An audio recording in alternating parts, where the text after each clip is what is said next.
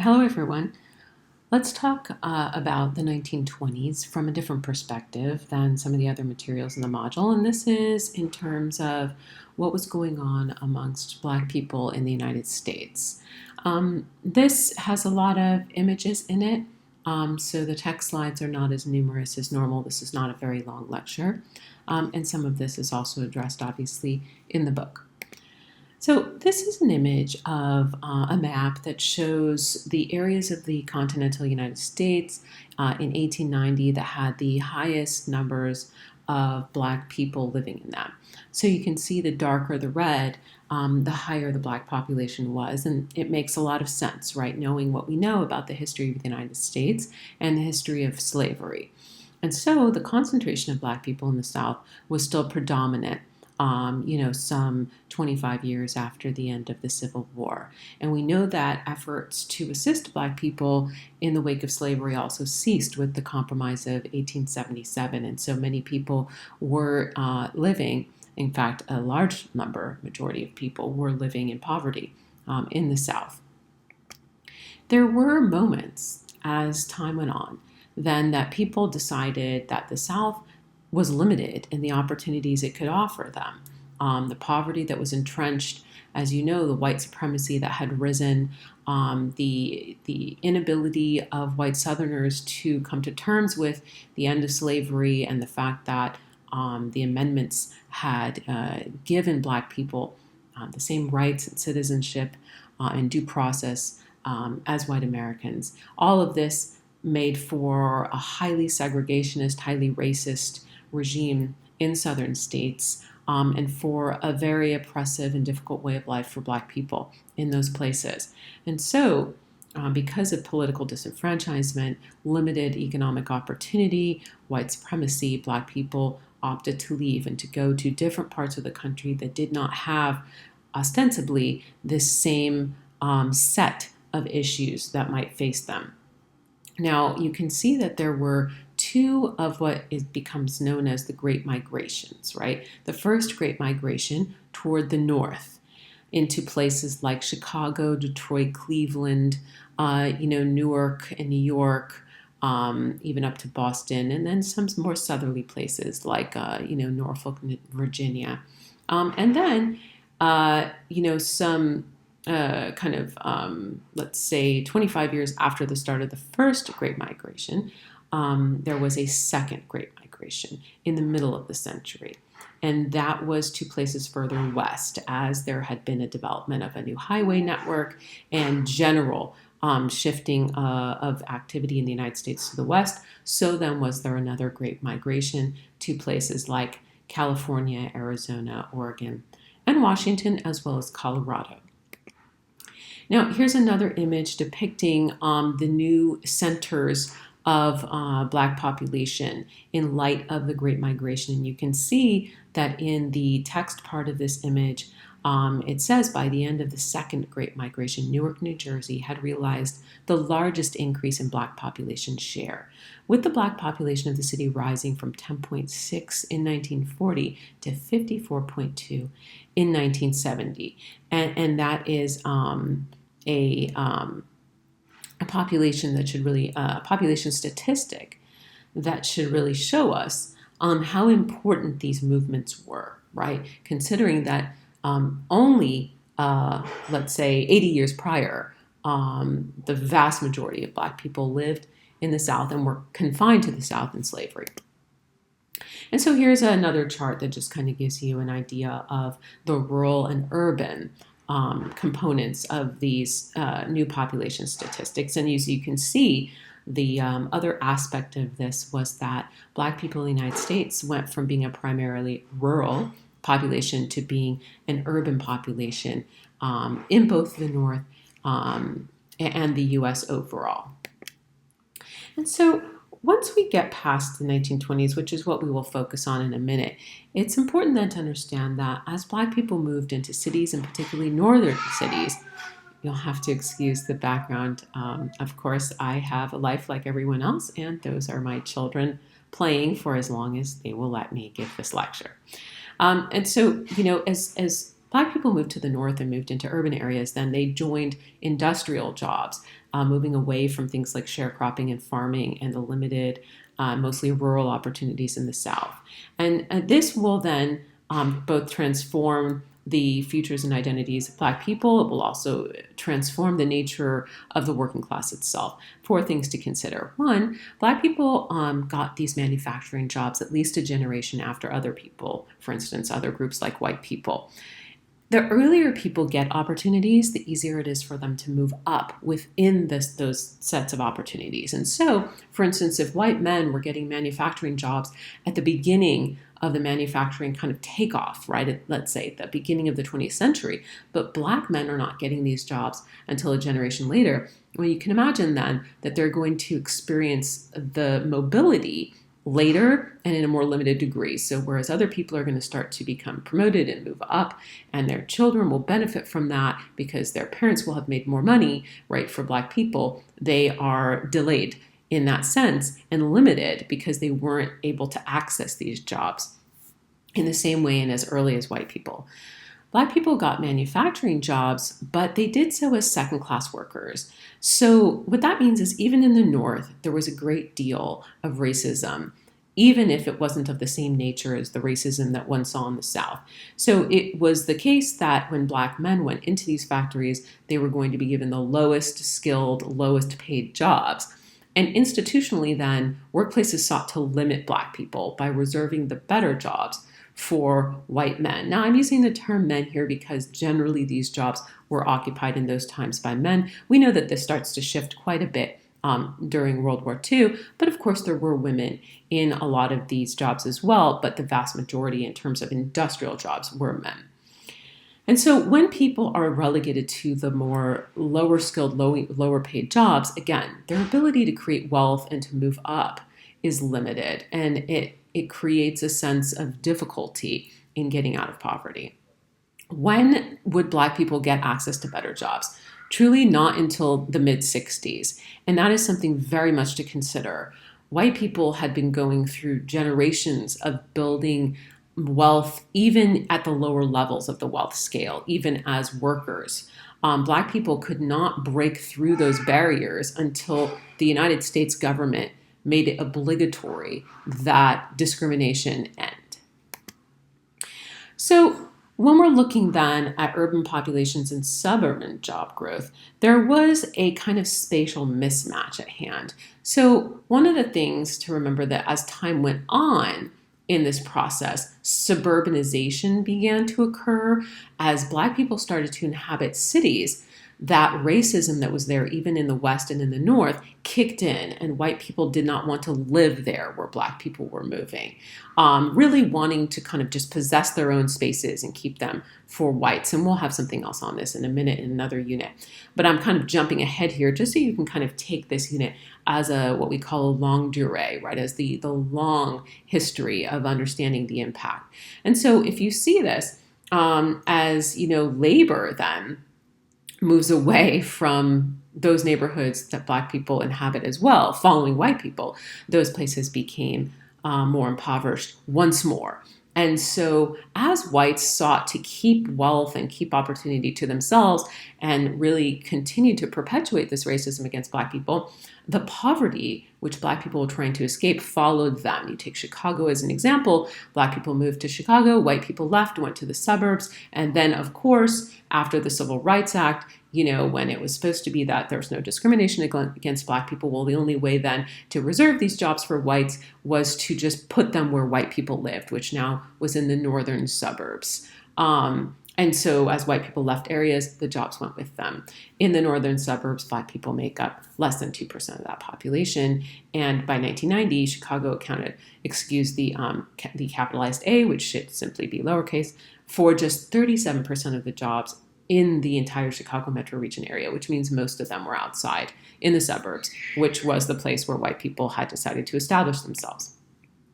And so by the same token, the Great Migrations in which Black people sought to gain more opportunity and better themselves in terms of escaping the racism and the limited opportunities in the South, there was also a new challenge at hand, which was skills mismatch and urban poverty, which means that, the skills required by people and then the skills possessed by urban residents were not on the same match, right? So as people started moving to cities, then the jobs in cities also started to require more education and more skills. So, for instance, New York City over time lost 135,000 jobs that required, less than a high school degree, but added more than 300,000 jobs in industries that require at least 1 year of college or more. Philadelphia, you can see similar statistics, right? And so as jobs also changed and Black people were continuously pushed into areas that were poor as white people tried to move away from them, that affected the schooling because it affected the tax base and the amount of money that was there for schools. And so it was harder for Black people to get that education that then would allow them to follow the trend in jobs and continue to, move up in terms of professional and generally just wage earning opportunities. So again, this was a jump all the way in time ahead because we're trying to look at why did the Great Migrations matter? But I'm really trying to throw out there that they have such a long-term impact, but then they also show us that racism was not just a Southern thing, right? That even as Black people tried to escape the South and move somewhere else to create a better life, right? Those Northerners then just kind of didn't want Black people in their midst and created new forms of barriers to those who had moved there. So here we are back to the 1900 to 1920 mark, looking at the first Great Migration and the population increases in those places. And what we can do then is talk about, for instance, a very particular place, which is New York, right?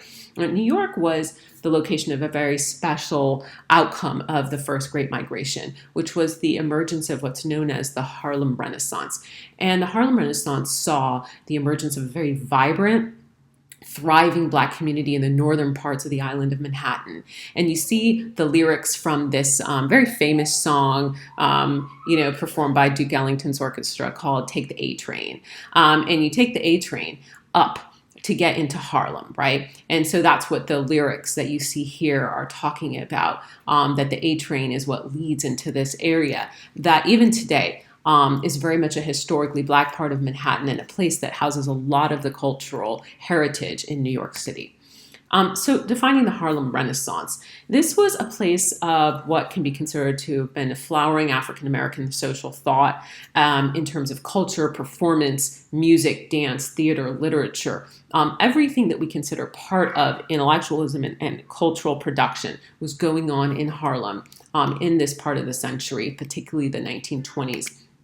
Here's an image of Manhattan so that you can place Harlem. If you know anything about New York, right, we're talking about the kind of, not the very, very upper part of the island, but the part above the park. If you're familiar with Columbia University, Harlem is right there next door. And it's a place that, of course, was set aside from the more central areas of New York City in terms of Manhattan, and that's why it was available to Black people to move into.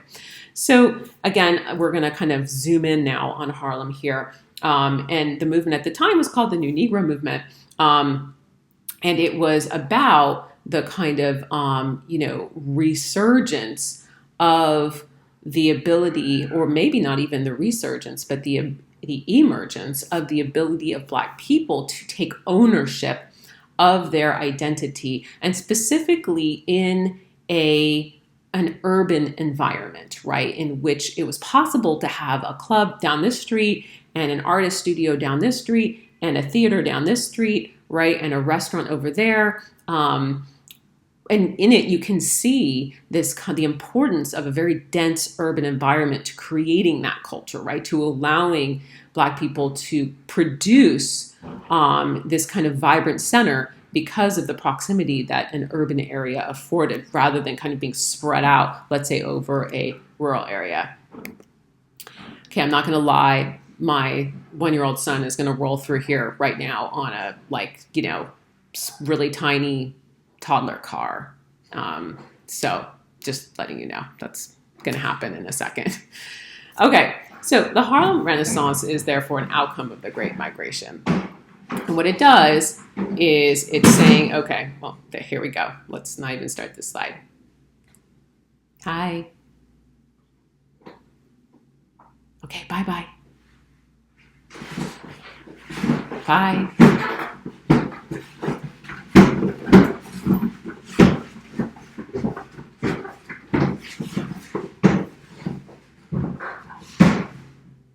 Bye. Bye-bye. Yeah, bye. Bye.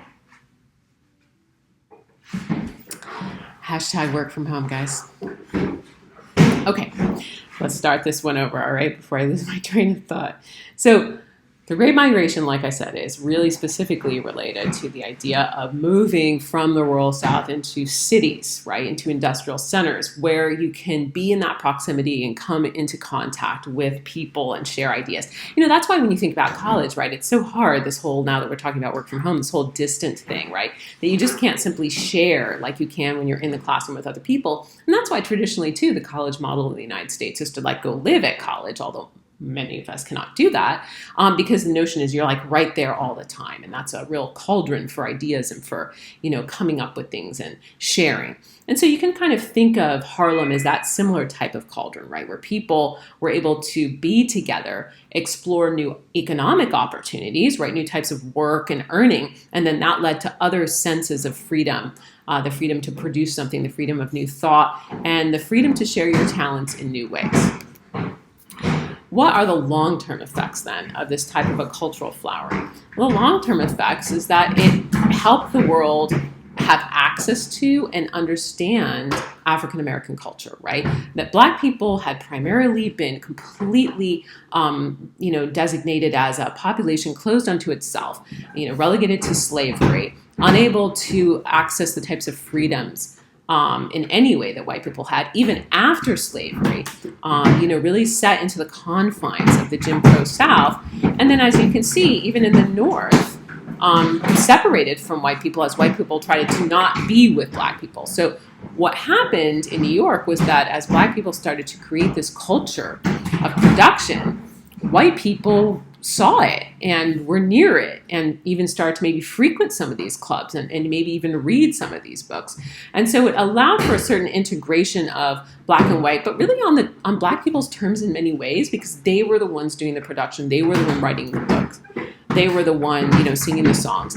And, white people then were going to consume this and for the first time really see African American culture rather than just kind of try to own everything that was associated with being Black.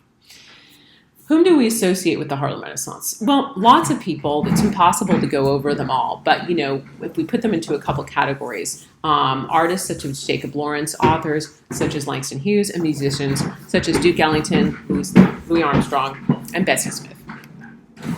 I have a slide on each of them, and then there's a lot of images, for example, by Jacob Lawrence. But just really quickly, obviously you can watch documentaries on this. Don't, though, for our class, because we don't want to go outside the course. It's never a good thing. Stay with what I assign you, right? But you could after the course.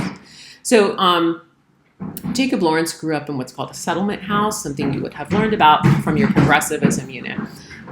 During the Harlem Renaissance, and his parents had been the ones to have participated in the first Great Migration, right, moving from the South. So that means he's, a product of the city, thanks to his parents having made that move.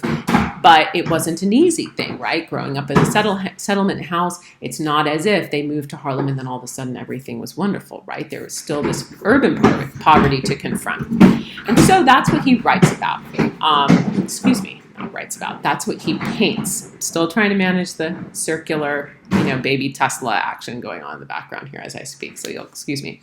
So he's painting about these struggles, and I find his artwork really, really kind of revelatory on that level, and just the kind of the powerful images produced of people moving in large groups, people struggling to kind of make that future against the institutional racism and the poverty that, the United States has really kind of committed to in that context. And then he looks at the Black community as a whole and kind of wants to depict their resilience amid struggle in his work. And so, again, painter painted scenes of his own background and of Black life. And his Great Migration series, which is what I was referring to just now when talking about his work, is his most recognized series of artworks. Here is an example of a painting that depicts, obviously, people toiling in the fields in the South. Another painting that shows this the weighing of cotton, right, and the white overseer taking note. And as we know from our previous lectures, to not produce enough cotton was, of course, fear-inspiring for what could happen to a person. And then another image of people moving on the Great Migration, taking their futures into their own hands and moving, but at the same time really moving against the background of that rural, desperate poverty, and kind of taking the very few things, if you think about it, that they have with them. This is no moving truck, right? They're sitting there with just their bags and going on foot. Here we are again, people waiting at the station to go on the longer journey, to the north, where they hope that something better will await them. Another image here of people boarding into those trains. Langston Hughes, very, very famous and celebrated author, was known for his portrayal of Black life in his novels, and they were considered insightful, very realistic, full of detail. He also wrote poetry, short stories, plays, and the concurrent publishing of his work with the Jazz Age was very obvious, right? And so there was an influence in terms of living amidst that musical flowering of the Harlem Renaissance in his work. The Harlem Renaissance, in many ways, cannot be discussed without talking about Langston Hughes, and he's foundational in 20th century African American literature. And the ways in which his work contribute are really insofar as they broached real Black life, right? Not just the suffering that Black people had undergone, but also the joys and realities and many aspects of what it is to be Black living in New York, for example, living in Black America. And then even the language, right, used in those works were reflective of, what it is to be Black. And so this is a kind of way in which Black people were able to take ownership of the written word, which was so very much refused and denied to Black people all throughout slavery. So we know about W.B. Du Bois and his very important seminal work that reflected on his own life and on the state of Black people and the struggle for rights. And then as we move into this, we're really looking more at the fictional genre as it also deals with matters of nonfiction. There is a very famous poem by Langston Hughes that I would encourage you to read the whole thing. It refers to rivers, right? And if you look at the lines I've included here, my soul has grown deep like the rivers I bathed in the Euphrates when dawns were young. I built my hut near the Congo and it lulled me to sleep. I looked upon the Nile and raised the pyramids above it. I heard the singing of the Mississippi when Abe Lincoln went down to New Orleans. If you look at all the different rivers, he's moving through civilization, the Euphrates being the Fertile Crescent, the Congo in Africa prior to the Atlantic slave trade, the Nile, right, considered the cradle of civilization by many people, ancient Egypt, and the fact that, ancient Egyptians were Africans, and then, of course, onto the Mississippi, which was, the critical river that when we think about the era of slavery in the United States. And so to be able to trace these rivers, for instance, as well as their relationship to Black people, and as he phrases it here, the soul, right? And notice the use of the word soul again, just like we saw in the title of W.B. Du Bois' work. And so I encourage you to read more of Langston Hughes' work when you have time. Perhaps even at the upper division level, taking a course on Black American literature. Here too is more excerpt, and I will let you look after this on your own so I can move on, so we can wrap this one up. So again, to sum it up, Langston Hughes, poet and author, poetry, short story, novels, and plays, and known for these portrayals in detail with realism of Black life in America. Duke Ellington. If you listen to jazz or big band, then you've definitely encountered Duke Ellington. He had these formative years at the Cotton Club in Manhattan, in Harlem, and then became a worldwide sensation. You look at the number of pieces written during his lifetime, over 2,000, and really was there in the early genesis of jazz, right? Focusing on large ensembles of music in the jazz genre. And so then you think about like this orchestra coming to kind of own what it means to play jazz music and what it means to bring like an all-inclusive experience to listening to jazz with performers, comics, dancing. And so like if you went to the Cotton Club to see Duke Ellington, you were going to see an all kind of encompassing show, right? What's called a review. And that's a model that continues to be used today, right? And it's been all throughout the 20th century. If you look at the last part, the first review was in 1923, and there were 2 new fast-paced reviews produced every year for 16 years. So clearly this was a dominant feature of the New York music scene. And we start to understand really how powerful the Black influence on 20th century music was and would become. So again, Duke Ellington, composer, conductor, jazz composer, conductor, and performer during the Harlem Renaissance. Louis Armstrong, you've heard him sing, I can pretty much guarantee it. You've heard him play the trumpet, can guarantee that as well, even if you don't know it. Basically recognized as a founding father of jazz. And as we're getting into the film era, he also appeared in films with a huge number of concerts every year. This is someone who is such a big name in music. You can really start to appreciate how influential the music scene of the Harlem Renaissance was then in creating an entire 20th century growth of Black music as really the defining element of the entire American music scene. Okay, so Louis Armstrong, composer, trumpeter during the Harlem Renaissance and beyond, widely recognized as a founding father of jazz. And, his work is just everywhere within a certain era of American music. And so, you don't have to look hard to encounter it. And I do encourage you to take a listen at both, in terms of both his vocals, which are very unique, and his trumpet work. Our last artist covered here, and again, we just picked a few, right, because the list is endless, is Billie Holiday, arguably, one of the most famous jazz singers in American history. She was, like many of the people we're featuring, most of them raised in the type of urban poverty that was, associated with the age of the Great Migrations and the urban communities that were thriving, but of course were facing the same challenges. And amidst all that, she became somebody who was able to really reach a huge audience, recording with many of the great jazz musicians, and was the first Black woman to work with an all-white band.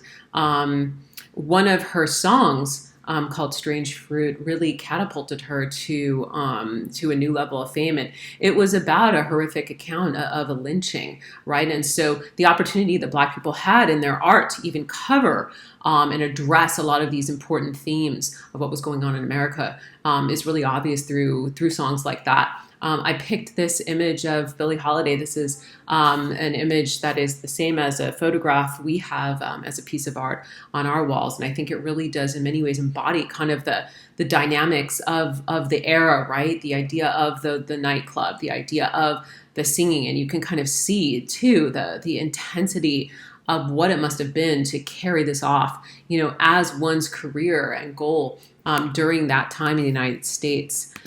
So again, Billie Holiday, jazz singer, considered by many to have been the greatest jazz vocalist of all time, popular with both Black and white listeners. So, the conclusion here is a kind of multi-level conclusion. One, it's important to remember that the Harlem Renaissance was not the only place and time in which Black culture flourished. It's just one of the most visible, with a high concentration of production, right? Art, literature, music, and so forth. And so with the ability of an urban area to kind of put people in contact with one another, there was that result. But there were other centers of activity, even in the South, in places like Atlanta, you have places like St. Louis, and also places like Philadelphia, and eventually eventually moving further west. But still, despite the opportunities in these cities, poverty amongst Black people was pervasive. The history of slavery, of oppression, the ways in which even white people in the North continued to make racism a reality for Black people, made it so that this wasn't kind of just the brave new world of opportunity. It was a place of struggle, and the art forms and the production of the Harlem Renaissance do make that very clear. So urban Black communities, when we're looking back on just the brief and very cursory overview of this lecture, they demonstrate to us in the early parts of the 20th century this great degree of resilience, right? I mean, making this complete transition from rural poverty into thriving Black communities. I mean, the amount of resilience there and the ability to continue to try to create opportunities is wildly impressive in terms of what Black people were facing.